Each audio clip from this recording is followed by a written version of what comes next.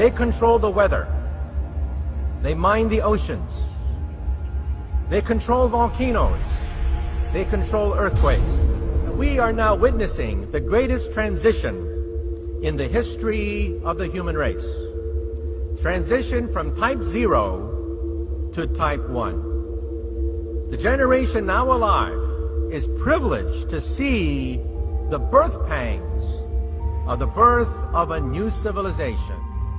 And Venezuelan leader Hugo Chavez has once again accused the United States of playing God. But this time it's Haiti's disastrous earthquake that he thinks the U.S. was behind. Spanish newspaper ABC quotes Chavez as saying that the U.S. Navy launched a weapon capable of inducing a powerful earthquake off the shore of Haiti. He adds that this time it was only a drill, and the final target is destroying and taking over Iran. The existence of a tectonic weapon has never been proved, but its use is often suspected. Last year, I confronted Heizo Takenaka, the former Japanese finance minister, over why he handed over control of the Japanese financial system to a group of American and European oligarchs. He and his envoy told me that it was because Japan had been threatened by an earthquake machine. I did not believe it at the time. However, when I started exposing some of their doings, I was told by the Japanese security police that because of what I had said on places like Rents.com, that Niigata City was going to be hit by an earthquake. 2 days later, Japan's largest nuclear reactor was the exact epicenter of 2 earthquakes, both 6.8 in magnitude. Japan just had a very, very friendly summit meeting with China where the emperor met the Chinese leader 3 times.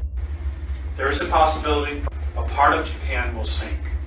It will not be an accident. It will be created by the world government.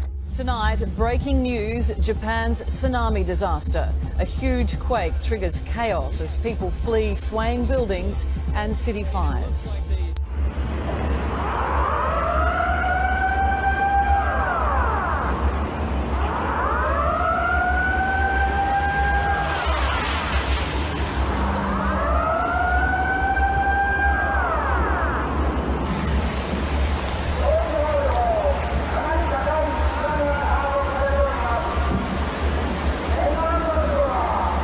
That was too much of a coincidence for me.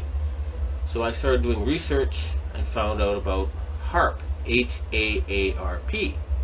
And I realized that they really did know how to make earthquakes. And they do it by shooting a 1 billion-watt microwave into the ionosphere, which is the part of the atmosphere that has a lot of energy in it.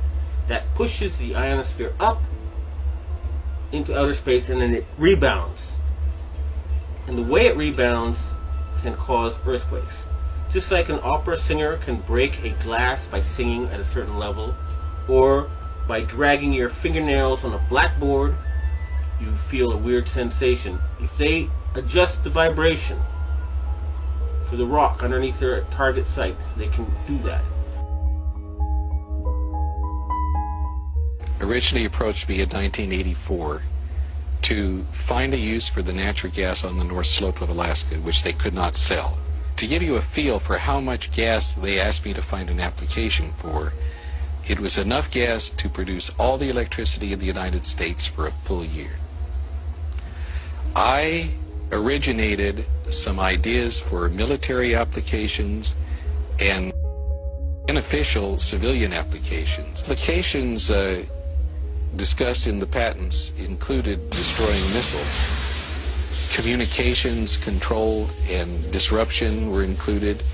There were some other ideas both to possibly modify weather and finally to lift a portion of the upper atmosphere further out into space. I chose what's called a phased array antenna for the patents because it can be aimed. Picture holding your microwave oven in your hands with the door open. Then you can move it around and send those microwaves different directions. And for these applications where I wanted precise control of where the power was, I felt that was the best type of antenna to use. And that is the kind that HAARP has built.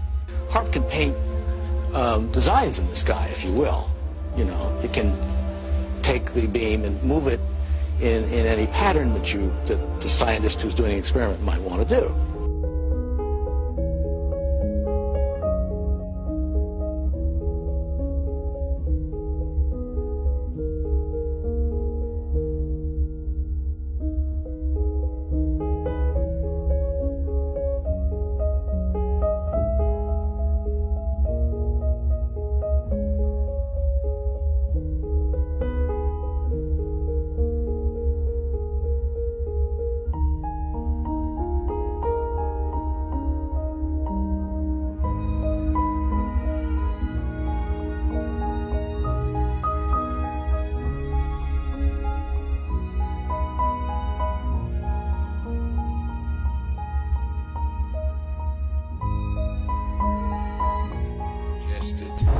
If you beamed it for an hour and a half, that would equal the energy in a hydrogen bomb. After I had actually left the program in 1987, one of the last communications I had with ARCO indicated that there had been a contract awarded for ionospheric warfare studies. And remember, a billion-watt microwave. What does microwave do to water? It heats it up. Now imagine if you put 1 billion watts into a tropical storm. You could make it much bigger. 3 hurricanes, 3 of them at one time. Now, after the earthquakes hit Niigata, a member of the Inagawa crime family, which is based in around the U.S. Yokosuka Air Base, and members of the Inagawa family have told me that their big boss is George Bush Sr. In other words, they work for Skull and Bones. And they invited me to a so-called UFO gathering where they showed me the video of this blob.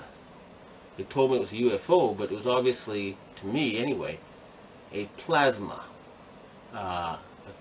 weapon, or a ball of heat created by something like a 1 billion-watt microwave. And I predicted in my blog that there would be videos of lights found above China before the earthquake. And those videos then appeared on the internet after I predicted they would. And furthermore, a Taiwanese satellite detected a 50% drop in the ionosphere, in the amount of electric energy in the ionosphere above the earthquake zone. Now, a 50% drop would be exactly what would happen with HAARP. It would push the ionosphere up, and then it would slam back down. The instant that we energized it, there was between a 4 and 4.5 on the Richter scale earthquake that occurred. We were so amazed about what seemed to be cause and effect. We get to an area that has a high propensity for earthquakes, in an area known as the megathrust of the Pacific Northwest. We turn it on, and an earthquake occurs. Is it more than coincidence that since going online, some experts have reported strange weather anomalies, including massive floods, hurricanes, and earthquakes? HAARP went online in 1994, and construction continued until 2007. There are reportedly a total of 5 known ionospheric heaters, including HAARP, in the world today. There are possibly 20 other ionospheric heaters in existence all over the world. Forever restless and untethered by concerns of practicality and marketability, Tesla's mind spawned a vast miscellany of odd inventions. Many of these were never developed beyond the concept stage, and the ideas seemed to grow markedly weirder in the final years of Tesla's life. Invention was normally a deliberate process for Tesla, his every intention and goal fully formed before he and his crew lifted a finger. But there were times when he stumbled upon a new discovery by mistake. Tesla performed his first experiments with resonance technology at his New York laboratory by firing up a small oscillator, which caused a minor amount of vibration. Suddenly, an alarmed squad of police officers stormed into the lab, demanding that Tesla stop at once. Manhattan was shaking for miles around. Tesla had not taken into account how resonance waves grow stronger the further they travel from their source. he had unintentionally created what became known as Tesla's earthquake machine.